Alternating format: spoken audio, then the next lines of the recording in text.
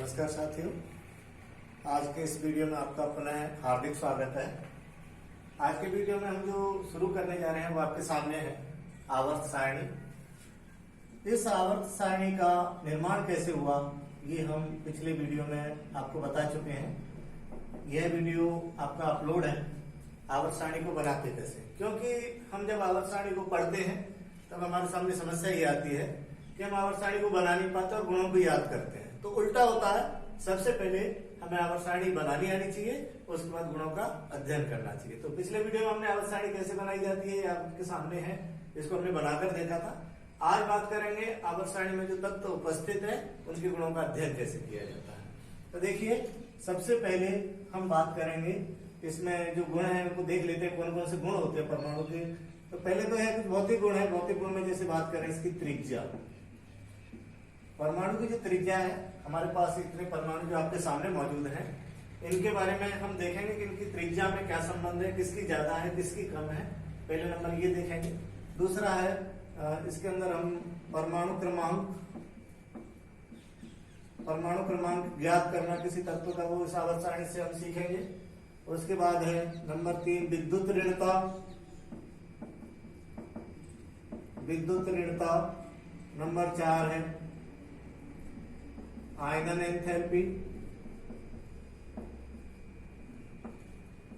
5 number पे देखेंगे electron लब्धि enthalpy.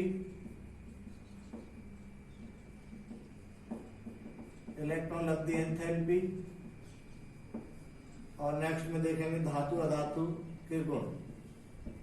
धातु अधातु इनका हमें अध्ययन करना है एक एक करके।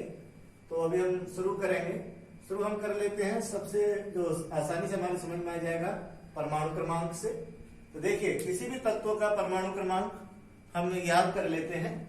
याद करेंगे तो इससे अच्छा तो यह है कि हम इसमें से निकाल लें। रटेंगे तो हमें सभी का रटना पड़ेगा अलग अलग, वो काम न करके। मैंने आपसे कहा था कि अगर आप आवर्त सारणी बना लेते हैं, पिछले वीडियो में मैंने कहा था अगर आवर्त सारणी बना लेते हैं तो फिर किसी भी चीज को रटने की आवश्यकता नहीं है। तो देखिए, इसको कैसे परमाणु क्रमांक याद करेंगे। आप लोग देख पा रहे हैं कि ये जो हमारा पहला आवर्त है इसमें तत्वों की संख्या 2, ये तो आप देख सकते हैं आवर्त सारणी में 2 तत्व हैं। दूसरे में है 8, तो यहां तक अगर कुल तत्वों को देखा जाए तो 10। तीसरे में भी 8, तो 10 तो ऊपर हो गए, 8 ये 18। तो इसमें हम देख रहे हैं चौथा जो आवर्त है इसमें 18 है, और 18 ऊपर तक, यहां तक 18 हो गए, और इस लाइन में 18, तो यहां तक जो हो जाएंगे वो 36। इसी तरह से हम देख रहे हैं ये जो आवर्त है ये वाला, इसके अंदर भी 18 तत्व हैं। 18 तत्व और ऊपर वाले 18 36, तो ये हो गए 54। यहाँ तक यानी कि जीनोन का जो हमारे पास परमाणु क्रमांक है या तत्वों की संख्या है 54वां तंत्र आवर्त सारणी में। उसके बाद बात करेंगे इस आवर्त की। तो देखिए, इस आवर्त में मैं यहाँ पर एक स्टार लगा रहा हूँ, लेंथेनम और एक्टिनियम। यहाँ पर मैंने दोनों जगह स्टार लगा दिए। स्टार लगाने के पीछे कारण है कि हमने जो 2 श्रेणियां पढ़ी थी, लेंथेनाइट श्रेणी और एक्टिनाइट श्रेणी, इसकी ट्रिक से हमने इसको सीखा भी था। सी परमानेंट टॉमसन यूबिक्टम डायलॉग आपको इसको बना पाएंगे। यह जो तत्व है, ये तत्व यहाँ पर लेंथेनम और HF हाफेनियम के बीच में रखे हुए, ये जो 14 तत्व है वो यहाँ, इनका स्थान यहाँ है। जो हमने इस सारणी से बाहर निकाली, उनका स्थान यह सारणी से बाहर इसलिए निकाला था क्योंकि एक तो सारणी विकृत हो रही थी, अगर इसको यहाँ रख देता तो ये आवर्त बहुत दूर चला जाता, तो एक आयताकार जो बॉक्स होता है उसका कॉन्सेप्ट खत्म होता। दूसरी चीज, गुणों में भी दिक्कत आती। जैसे हम कहते हैं एक वर्ग के सभी तत्वों के गुण समान होते हैं, अगर इनको यहाँ रख दिया जाए तो वो कॉन्सेप्ट भी टूटता। तो इस सुविधा के लिए हमने क्या किया, इन तत्वों को आवर्त सारणी से अलग कर लिया। बाकी इनका जो मूल स्थान है वो है LF, LA और HF के बीच में। तो देखिए, इसमें टोटल आपको 18 दिख रहे हैं। 14 को अगर हम यहाँ रख दें तो टोटल 32 हो जाएंगे। 32 तो ये हो गए और 54 यहाँ, तो टोटल कितने हो गए 86। ये आवरण पूर्ण अभी, इसलिए इसके हम नहीं निकाल रहे। तो हमने यहाँ तक इनके तत्वों की संख्या लिख दी कि इस आवर्त में मतलब हीलियम तक 2 तत्व हो गए, नियोन तक 10 तत्व हो गए, आर्गन तक 18, क्रिप्टन तक 36, जीनोन तक 54, रेडियम तक 86। मैंने कहा था किसी कारण से हमने इसकी ट्रिक नहीं बनाई थी, हमने इनको सीधा सा याद किया था। तो हमारे पास ये आगे हैं। अब हमें किसी भी तत्व का परमाणु क्रमांक ज्ञात करना है तो वो हम आसानी से ज्ञात कर सकते हैं। जैसे अगर हम बात करें मान लीजिए हमें क्रोमियम का परमाणु क्रमांक चाहिए, क्रोमियम Cr। तो क्रोमियम का परमाणु क्रमांक अगर हमें ज्ञात करना है तो आसान है। कैसे ज्ञात करेंगे हम क्रोमियम का परमाणु क्रमांक? कि यहां तक इससे पहले की अक्रिय गैस देख लीजिए, पहले की अक्रिय गैस का कितना है 18। अब आप 18 के बाद 19, 20, 21, 22, 23, 24, तो क्रोमियम का परमाणु क्रमांक आ गया 24। ये आसानी से निकलने वाला। अदरवाइज आप क्या करेंगे, एक नंबर से शुरू करेंगे, गिनती 24 नंबर तक ले जाएंगे, तब आपको पता चलेगा कि क्रोमियम का परमाणु क्रमांक 24 है। लेकिन चूंकि हमने यहाँ पर आवर्त सारणी के अंदर इनको हमने टोटल कर लिया, तो हम सारे न जाके अक्रिय गैस से शुरू कर देते हैं। अब जैसे मान लीजिए ये तो ऊपर वाला था, मान लीजिए आपको इसका परमाणु क्रमांक ज्ञात करना है, तो आप कर लीजिए 36। इससे पहले क्या अक्रिय गैस है उसका 36, 37, 38, 39, 40, 41, 42, 43, 44, 45, तो RH का हो गया 45। तो इस तरीके से हम परमाणु क्रमांक ज्ञात कर लेते हैं। इसी तरह से मान लीजिए आपको टंगस्टन का परमाणु क्रमांक ज्ञात करना है। दो तरीके हैं, या तो यहां से लेके आगे चलिएगा, जैसे 54, 55, 56, 57, 58, 59, 60 और 14, 74, ये टंगस्टन का आया। दूसरा तरीका ये 86 है, तो 86 से 85, 84, 83, 82, 81, 80, 79, 78, 7, 75, 76, फिर से लीजिए 86, 85, 84, 83, 82, 81, 80, 79, 78, 77, 76, 75, 74। तो टंगस्टन का कितना आ गया 74। तो उधर से या तो घटा दीजिए या आगे से आप बढ़ा लेंगे। हमने कैसे किया, फिर से एक बार देख लीजिए। 54, 55, 56, 57, 58, 59, 60, तो टंगस्टन का हमारे पास क्या आ गया 60, तो यहीं तक आ गया। और आपको पता है 14 बीच में रखने, तो 14 इसमें जोड़ देंगे, तो कितना आ गया 7। आपको हमेशा याद रखना है कि जो लेंथेनाइड श्रेणी है वो लेंथेनम, क्योंकि लेंथेनम से स्टार्ट है इसीलिए इसको लेंथेनाइड श्रेणी कहते हैं। तो यहां तक हम लोग इनके परमाणु क्रमांक ज्ञात कर सकते हैं। किसी भी तत्व का जो परमाणु क्रमांक है वो अगर हमारे पास होगा तो इससे हम इलेक्ट्रॉनिक विन्यास लिख सकते हैं और भी जगह इसका एप्लीकेशन कर सकते हैं परमाणु क्रमांक का। तो हम परमाणु क्रमांक को आवर्त सारणी की सहायता से ज्ञात कर सकते हैं। ये हमारे पास है इसका पहला एप्लीकेशन। किसी का भी कर लीजिए, आप मान लीजिए इसका करना चाहते हैं, तो अगर आपको इधर से मान लीजिए बिल्कुल सेम यही आ गए, यहाँ मुझे आयोडीन का करना है, तो आप इधर से गिन के लंबा करने से तो अच्छा है कि इसका 54 है, तो इसका कितना है 53। पीछे चले जाइए, पीछे जाएंगे तो माइनस होगा, आगे जाएंगे तो प्लस होगा। तो आप पीछे जाकर आगे जाकर किसी भी तत्व का परमाणु क्रमांक ज्ञात कर सकते हैं। तो पहला तो हो गया एप्लीकेशन आवर्त सारणी का परमाणु क्रमांक ज्ञात करना। इसी के साथ में चूंकि परमाणु क्रमांक से रिलेटेड बात है, हम इलेक्ट्रॉनिक विन्यास भी लिखना सीखेंगे। इलेक्ट्रॉनिक विन्यास ये आवर्त सारणी का एक बहुत बड़ा एप्लीकेशन है, चमत्कार है, क्योंकि हम इलेक्ट्रॉनिक विन्यास जब लिखते हैं तो हमसे गलतियां हो जाती है। 1s2, 2s2, ये जो इलेक्ट्रॉनिक विन्यास है इसमें कहीं ना कहीं हमसे चूक हो जाती है, एक अक्षर भी इधर उधर हुआ तो आपका पूरी आवर्त सारणी का इलेक्ट्रॉनिक विन्यास बिगड़ जाता है। तो इलेक्ट्रॉनिक विन्यास हम इसी का एप्लीकेशन देखेंगे। इसकी सहायता से बहुत आसानी से हम किसी भी तत्व का इलेक्ट्रॉनिक विन्यास ज्ञात कर सकते हैं। तो देखिए जैसे अभी अपन बात करेंगे, मान लीजिए आपको एक इलेक्ट्रॉनिक विन्यास ज्ञात करना है, ये टाइटेनियम Ti, इसका इलेक्ट्रॉनिक विन्यास ज्ञात करेंगे Ti। तो आप चलिए, जैसे हमने बात की यहाँ पर आवर्त संख्या, जब इलेक्ट्रॉनिक विन्यास ज्ञात करें तो इनकी आवर्त संख्या चाहो तो लिख लो, नहीं चाहो तो आपको वैसे भी पता होना चाहिए 7 आवर्त है, कौन से आवर्त में तत्व मौजूद है। तो यहाँ पर हम देख रहे हैं कि जैसे हमारा ये 4th आवर्त का तत्व है, तो n का मान क्या हो गया 4। तो देखिए हमें यहां तक पहुंचना है आवर्त में, आप बिल्कुल बाएं से दाएं तक चलिए, बाएं से दाएं, लेफ्ट टू राइट हम चलते हैं, तो क्या क्या रास्ते में मिलेगा उसको नोट कीजिएगा। देखिए हमारे पास जब यहां तक पहुंचना है तो 2 तो S हो गए, तो S2, S कितने थे 2, तो मैंने लिख दिया S2। S से पहले लिखा जाता है N, क्योंकि जब इलेक्ट्रॉन विन्यास लिखते हैं तो इनका क्रम ये होता है NS, NP, N-1D, N-2F, ऐसे भरे जाते हैं। यानी कि जब D में कोई इलेक्ट्रॉन जाएगा D कक्षक में, तो उसके लिए जो वैल्यू है आगे लिखेंगे वो N-1 होगा हमेशा।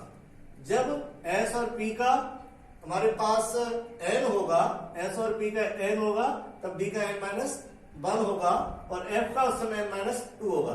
यानी जब भी इलेक्ट्रॉन भरना है f के अंदर, तब उसके लिए हम जो पहले संख्या लिखेंगे वो हमेशा n-2 होगा, d के लिए n-1 होगा। कारण मैंने आपको पहले ही परमाणु संरचना के अंदर एक्सप्लेन किया था, क्योंकि इलेक्ट्रॉन n प्लस l के नियमानुसार भरते हैं। तो जब इसके लिए n का मान होता है, तब इसके लिए n-2 का मान और इसके लिए n-1 का मान। क्योंकि इनके l के मान ज्यादा है, तो n के मान आपको घटाने पड़े। तो इस तरीके से हम जब भरेंगे d को तो n-1 हो जाएगा, f को भरेंगे n-2 हो जाएगा। तो जैसे हमने भरा s, इसको आप याद रखिएगा, इस क्रम को याद रखिएगा। ये क्रम जो बना है वो n प्लस l से है। समझ में अगर यहाँ नहीं आ रहा हो तो आप परमाणु संरचना पढ़े, उसके अंदर हमने n और l की वैल्यू निकाली थी और ये कहा था कि पहले इलेक्ट्रॉन उस कक्षक में जाएगा जिसके लिए n प्लस l का मान कम है, फिर उसके बाद n प्लस l का मान अधिक होगा, उसमें जाएगा, उसके बाद n प्लस l के बढ़ते हुए क्रम में इलेक्ट्रॉन भरेंगे। तो जब इसका n प्लस l निकालोगे तो समझ में आ जाएगा कि अगर हमने यहाँ पर रखा तो आगे का क्रम बिगड़ जाएगा। अगर इसको n ही दे देते, n d लिख देते, तो आगे जो इलेक्ट्रॉन भर रहे हैं वो बिगड़ जाता। उनसे हो सकता है कि इसकी वैल्यू अधिक हो जाती। जब इलेक्ट्रॉन भरता है n d में, तो जो n और s में इलेक्ट्रॉन भरेंगे उससे ज्यादा ऊर्जा फिर d की हो जाएगी, तो पहले इसको भरा नहीं जा सकता। इसीलिए हमने ये क्रम बनाया है, उस नियम के आधार पर बनाया, n प्लस l के नियम के आधार पर। तो जैसे हमने अभी बात की कि हमने बता दिया s और n की वैल्यू क्या है 4, क्योंकि चौथे आवर्त में तो 4s2। अच्छा, इससे पहले एक काम और करेंगे कि हमारी जो अक्रिय गैस है उसको लिख देंगे। जैसे मैंने लिखा, अगर इससे पहले की अक्रिय गैस की बात करें तो आर्गन पे आप ब्रैकेट लगा दीजिए। ये आप देख रहे हैं आर्गन, क्योंकि ये चौथे का है तो तीसरे का लास्ट है हमारे पास आर्गन। तो इसका मतलब ये हो गया कि हमने लिखा है आर्गन, कि आर्गन तक तो इलेक्ट्रॉन विन्यास हम लिख चुके। यहां तक निष्क्रिय विन्यास हो जाता है तो ये इलेक्ट्रॉन काम में नहीं आते रासायनिक अभिक्रियाओं में। आर्गन तक के इलेक्ट्रॉन रासायनिक अभिक्रियाओं में काम में नहीं आते, इसलिए हमने इसको खोल के लिखने की आवश्यकता नहीं है। काम में किसके आएंगे? इसके बाहर के इलेक्ट्रॉन, अक्रिय गैस विन्यास के जो बाहर के इलेक्ट्रॉन है वही रासायनिक अभिक्रियाओं में काम में आते हैं। इस कारण हमने यहाँ पर AR लिखा। AR के बाद अभी मैंने बात की, आगे चले, आर्गन तक पहुंच गए, 1 से शुरू हुए और 18 तक हम पहुंच गए। 18 के बाद फिर आगे बढ़ते हैं तो आगे रास्ते में मिलते हैं हमारे पास 2 s कक्ष के तत्व। तो वो हमारे पास हो गया S2 और S2 से आगे n का मान होता है, n का मान है 4। अब बात करते हैं, जैसे कि हमारे पास D1 हुआ, D2, D3, D4, D5, ऐसे हम करेंगे तो D10 तक हो जाएगा। ये हमारा S1 पहला S है और ये हमारे पास S2। तो चूंकि कैल्शियम तक हम पहुंचे तो कैल्शियम का 4s2 हो गया। उसके बाद हमने बात की थी Ti की। Ti में क्या है? D2, क्योंकि Ti के ऊपर आप देख रहे हैं D2 है, यानी कि D ब्लॉक का दूसरा वर्ग है। D ब्लॉक का जो दूसरा वर्ग होगा उसे D2 हमने कहा। तो इसके अंदर 2 इलेक्ट्रॉन हो गए और अब इससे पहले जो संख्या आएगी वो क्या हुआ? n-1। n का मान क्या है? 4। n का मान है 4, n-1 क्या हो जाएगा?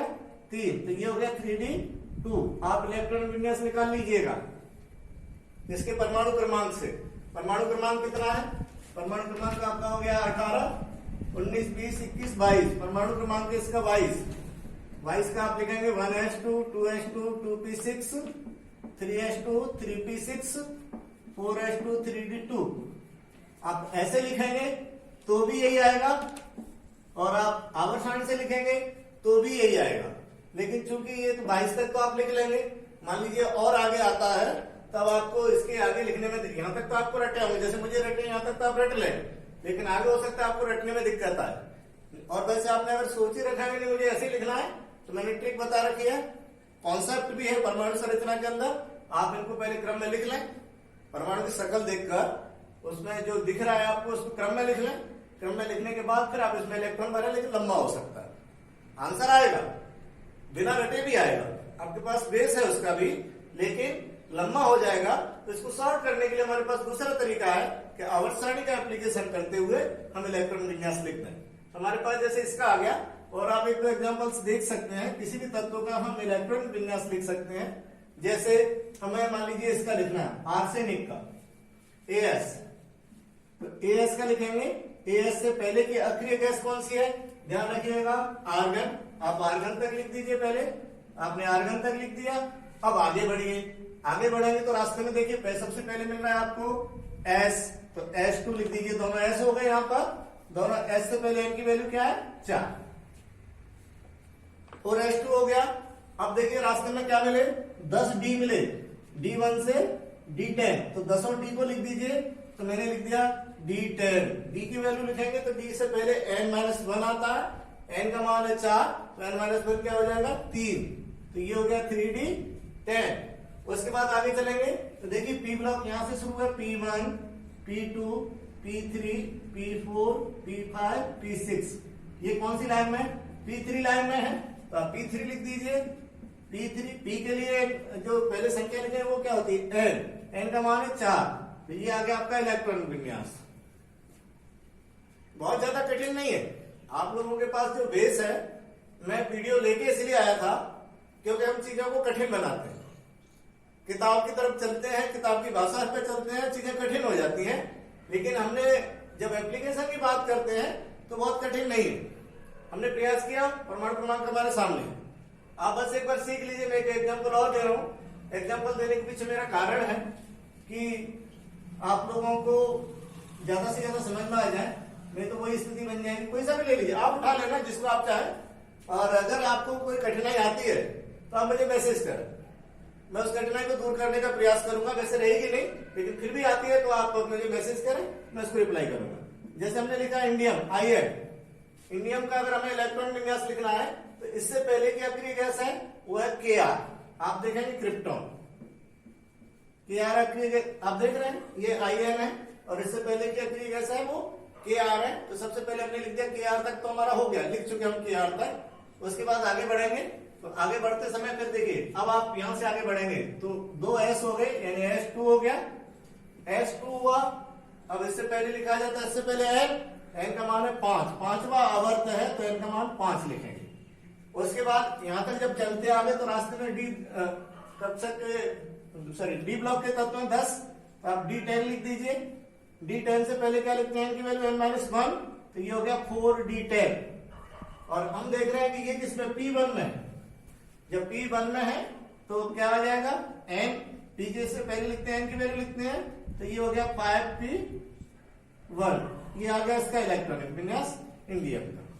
तो इस तरीके से आप किसी भी एलिमेंट का इलेक्ट्रॉनिक विन्यास लिख सकते हैं, और इलेक्ट्रॉनिक विन्यास आ जाएगा तब आप बता पाएंगे कि बॉन्ड कितने बनेंगे और किस नेचर के। देखिए क्रम से चलेगा, आपने अगर मेरा यही वीडियो देखा इससे पहले कि नहीं देखे तो आपको उतना समझ में ये नहीं आएगा, और अगर आपने ये नहीं देखा तो नेक्स्ट वीडियो जो बनेगा केमिकल बॉन्डिंग का वो आपको समझ में नहीं आएगा। तो हमेशा क्रम से चलना होता है, जब तक आप परमाणु की संरचना को नहीं समझेंगे तब तक गुणों के अध्ययन नहीं कर सकते, और जब गुणों का अध्ययन नहीं करेंगे तो आप बॉन्डिंग की बात नहीं करेंगे, और बॉन्डिंग की बात नहीं हुई तो केमिकल रिएक्शन का सवाल ही नहीं होता। केमिस्ट्री है, बहुत सरल भी है, बहुत कठिन भी। अगर सिस्टम से करोगे तो बहुत सरल है, और अगर बिना सिस्टम के चले तो ये सबसे कठिन विषय माना जाता है। चलिए, तो पहला एप्लीकेशन, 2 एप्लीकेशन हमने देख लिए, क्योंकि परमाणु क्रमांक का एप्लीकेशन हम देख रहे थे, इसके साथ में हमने इलेक्ट्रॉनिक विन्यास वाला भी देख लिया।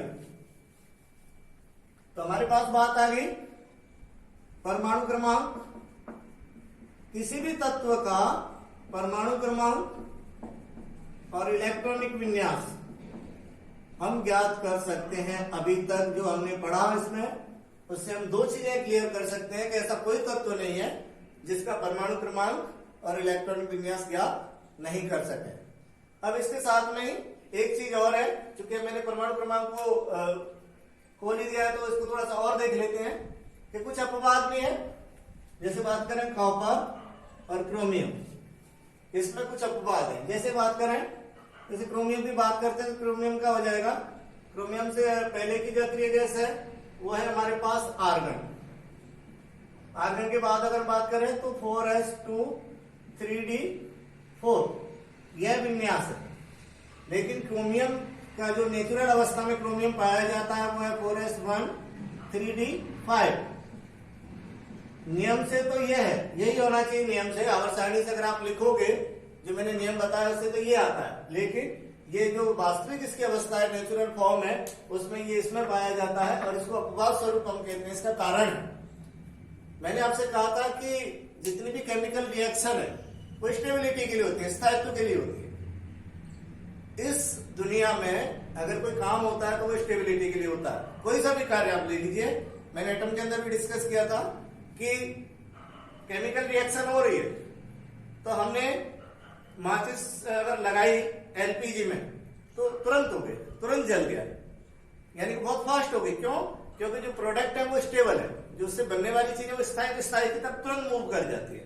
और चाय के अंदर पत्ती डाली, दूध लिया, फिर चाय को गर्म किया, तब जाके चाय बनी, क्योंकि चाय बहुत ज्यादा स्टेबल नहीं है, उसकी तरह स्टेबल नहीं है जैसे एलपीजी को जलाया या सीएनजी को जलाया, तो वो उसके जो उत्पाद है उससे जो बनने वाली चीज स्थायी, इसलिए तुरंत क्रिया कर जाती है। आप लोगों से कहा जाए कि आपको डीएम बना दें तो आप तुरंत तैयार हो जाएंगे। आपको कहा चलो भाई आपको स्वीपर बनाते हैं, आप नहीं तैयार होंगे, क्योंकि डीएम की स्टेबिलिटी ज्यादा, स्वीपर की कम है। तो जो प्रोडक्ट बनता है, कोई भी रिएक्शन है, वो कितनी फास्ट होगी डिपेंड करता है उसके आने वाले प्रोडक्ट कितने स्टेबल होंगे। याद रखिए दोस्तों, जब हम बात कर रहे हैं केमिस्ट्री के अंदर कैसा क्यों होता है, हर सवाल का एक ही जवाब होता है, कैसा होने के पीछे है, जो होने वाला है, जो बनने वाला है वो स्टेबल है। किससे? जो अभी मौजूद है उससे अगर कोई चीज बन रही है तो वो स्टेबल है। जैसे हवा चलती है, हवा चलती क्यों है? उच्च दाब से निम्न दाब की ओर स्टेबिलिटी की ओर बढ़ती है। पूरा ब्रह्मांड भी जो गतिशील है, केमिस्ट्री की बात नहीं करते हैं, पंखे का चलना, हवा का चलना, पानी का चलना, जितना भी मूवमेंट है इस नेचर के अंदर, वो टोटल स्टेबिलिटी के लिए है। सेम केमिस्ट्री के अंदर अप्लाई होता है।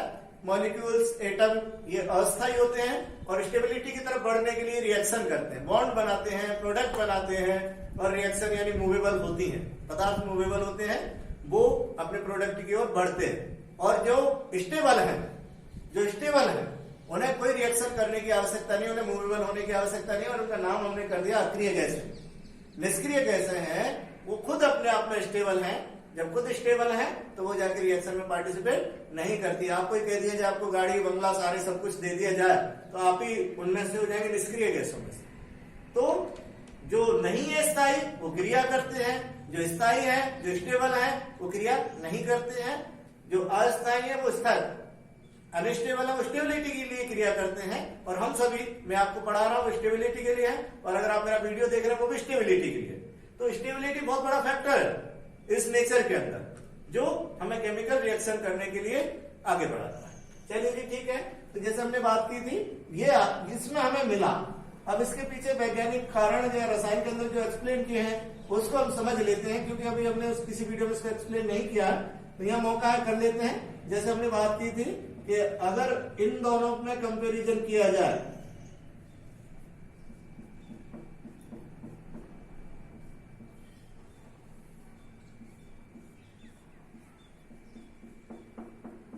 तो आप लोग ये बताइए कौन सा आपको ज्यादा बढ़िया लग रहा है, ये वाला या ये वाला? मेरे हिसाब से आपका जो